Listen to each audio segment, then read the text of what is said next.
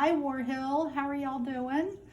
So I want to talk to you a little bit today about emotions. Do you ever feel like your emotions are controlling you rather than you controlling your emotions? If so, that's actually based in science, and we're going to talk a little bit for a few minutes about the science of that. So it's based in brain science. So if you think of this as your brain basically has three parts. There's the stem of the brain, which is like life function kind of stuff. And then there's the center of your brain, which is where all of your emotions are. That's the limbic system. And then there's the frontal cortex, which is where all of your thought and reasoning are. So when your emotions are in control, it is the center of your brain that is in control.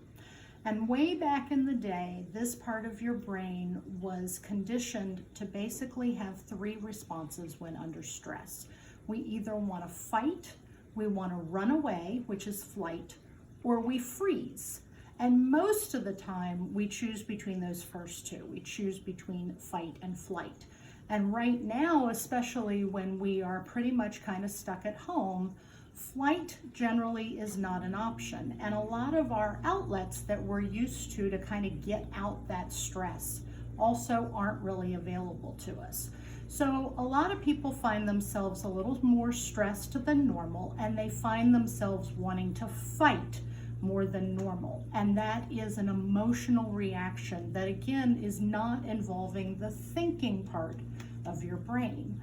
So if you find yourself in that situation and you feel like you're really angry and you want to lash out and you're not quite sure why, or you don't want to be in that place and you really would prefer to actually kind of respond a little bit more intelligently instead of just reacting emotionally, there is a way that you can do that, and it is literally to just take 3 deep breaths.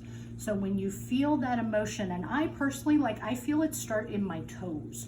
And when you feel that emotion just kind of coming up, if you can catch that and stop for a second and breathe, you can re-engage your thinking brain, your frontal cortex. So when you feel that, you want to take 3 deep breaths. You want to take a deep breath in, and a deep breath out, and a deep breath in, and a deep breath out, and a deep breath in, and a deep breath out. And in that time, you have actually re-engaged your frontal cortex, so it is now in control. And that means that you have the ability at that point to think and to respond to something, which means to choose how you react or respond back to something, whereas a reaction is just emotional. So again, if you want that opportunity and you can feel that going on, try to pause and take those 3 deep breaths, and that will allow you to do that. If you are interested in more breathing exercises, there are a couple of apps that are really good for that.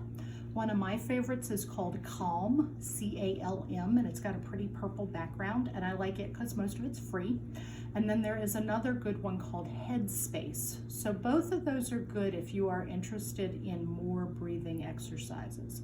But again, what I want you to take away from this is it's generally better to respond than react. Have a great day, Warhill. Bye.